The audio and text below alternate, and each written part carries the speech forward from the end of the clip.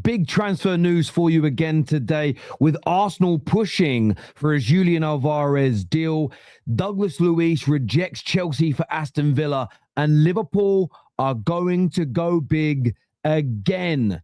Like, share, and subscribe. Make sure you have that bell notification button turned on as well. Very important for the channel that you do that. And if you've got any hypes left, get that done too.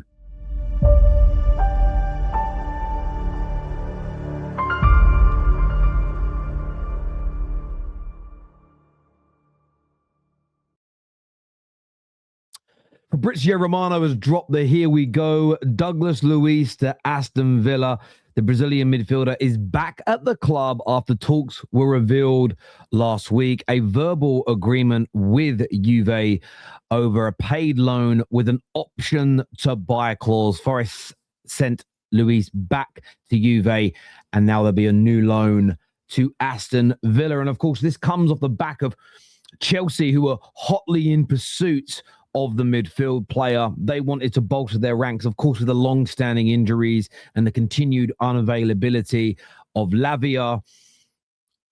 Chelsea wanted that. And I'm not going to take back the words that I said last week. I spoke about this on our Straight Facts podcast, that I think it was the right move for Chelsea, adding some experience, some know-how, a bit of an older brother, maybe even I don't want to disrespect the man, but like a father figure to that dressing room as well, I felt was very much needed. And this will come as a blow to Chelsea. There's no doubt. They are looking to still be active in the market. There is still the possibility that they pivot elsewhere.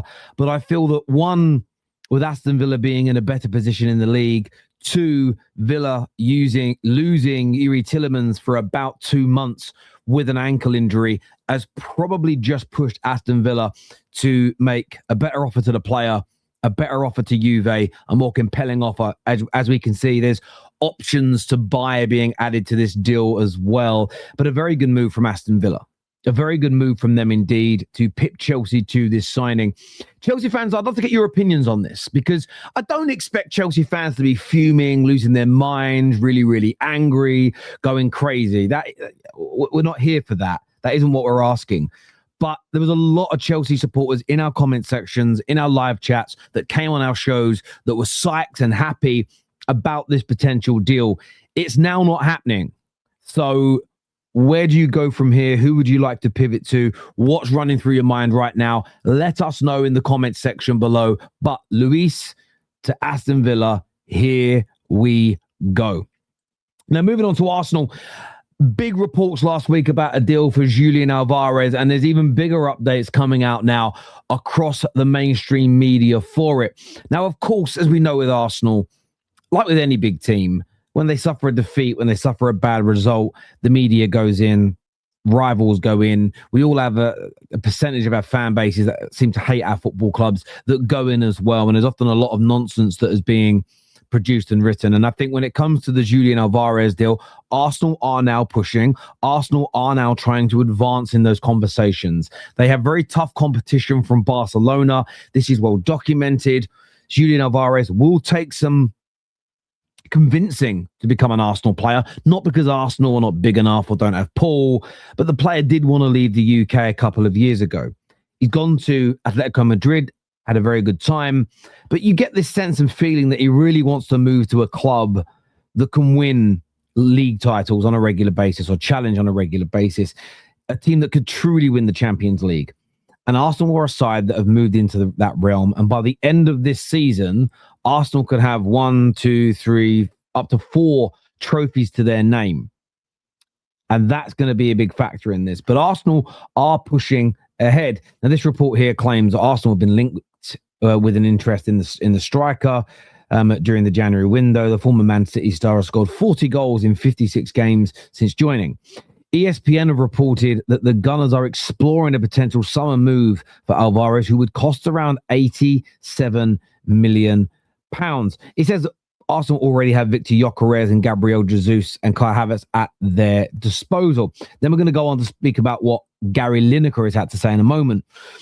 But one of those attackers is going to go. It probably won't be Alvarez. Unlikely to be Kai Havertz.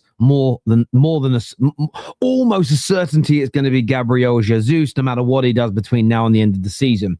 So a spot on the roster, a spot in the squad is going to open up for another striker. It's also likely that something happens in the wide positions as well, more so on the left. So a new player is going to be needed. And Arsenal are learning. And I know there's a lot of criticism for the last few league games, and there's been rightful criticism. But Arsenal are not going to go, right, the fans are unhappy, the media's coming for us, let's rest on our laurels and let's stop trying to sign better players. Arsenal in this forthcoming summer are going to move towards buying a striker like this.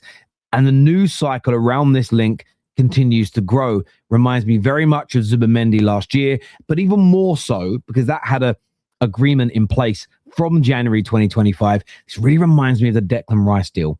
Didn't happen in the January of 2003, but what we saw is that it grew and grew and grew throughout the Jan, February and March. And by the time we got to the latter stages of that season, it felt almost a certainty that he would become an Arsenal player, and he did. Interestingly, on this story, Gary Lineker spoke on this deal that says, Julian Alvarez continues to be of interest to Arsenal, and Gary Lineker believes he would be a fantastic signing for the club. Alvarez has scored 40 goals in 86 games for the Spanish side and would bring more firepower to the Gunners' front line. He says here that I saw they were linked with Julian Alvarez, who I know is not entirely happy at Atletico. Now, that is a sort of player you can... that is a sort of player you can handle for the big occasions. He's a World Cup winner, for crying out loud. Someone like that at Arsenal would be game over, but they do need one or two of these current forwards to start scoring on a more regular basis. Obviously, speaking about the situation with the current strikers, but this is also why Arsenal are looking at this deal. They won't want to say this publicly. They'll always praise their players because they're smart. They want to maintain value in them. But what's really important here is that Arsenal continue to bolster their attack.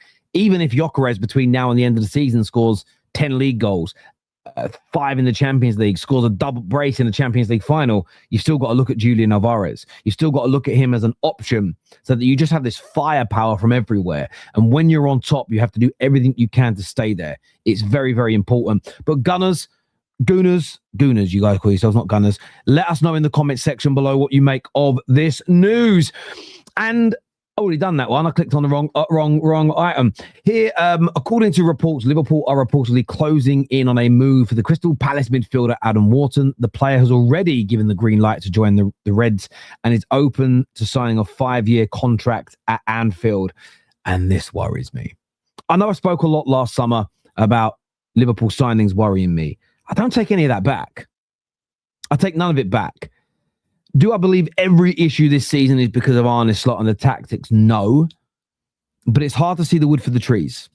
The biggest mistake Liverpool made was allowing Klopp to change how they played football. It was going too far away from what Brendan Rodgers and Jurgen Klopp instilled at the football club over a decade-long period.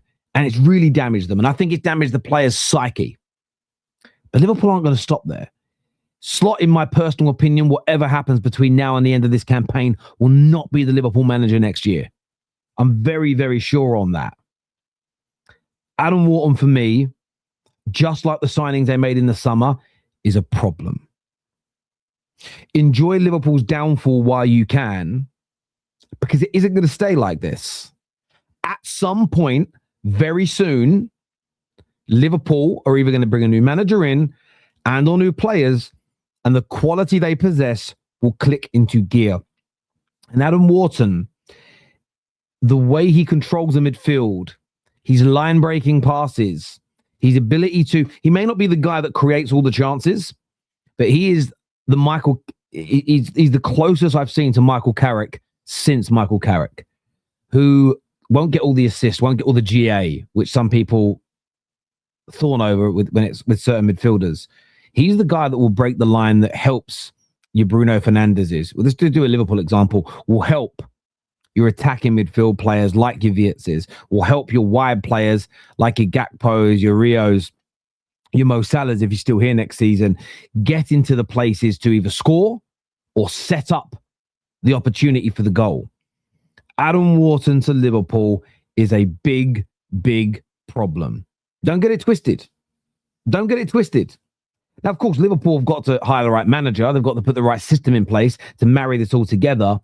But as an individual, I see no downside to this deal. I feel a bit for Palace because Gahey's gone, Glasner's going, Mateta is going to be leaving. It looks most likely that he's going to go. They're losing that squad that had a great 18 months, won the FA Cup, won the Community Shield. So I know quite a lot of Palace fans, so I feel for them on a personal level. But for Adam Wharton, I wish it was Man United he was joining, but he has to make this move. These opportunities may only come around once in a lifetime. He gets a chance to go to one of the biggest footballing teams, clubs, dynasties in the world. It looks like this deal is starting to progress. As ever, though, I want your views. I want your opinions on all of these topics in our comment section below. Please like, share, and subscribe if you haven't done so already. If you've got any hypes left for this week, do one for myself here. That'd be great. If, by the way, you watch this channel, but not my main channel, the Football Terrace, get yourselves over there as well. Subscribe to the Football Terrace. We've collabed on this video, so go and get yourself subscribing over there. Until next time, take care. Goodbye. God bless. And I'll see you all again very, very soon. Peace.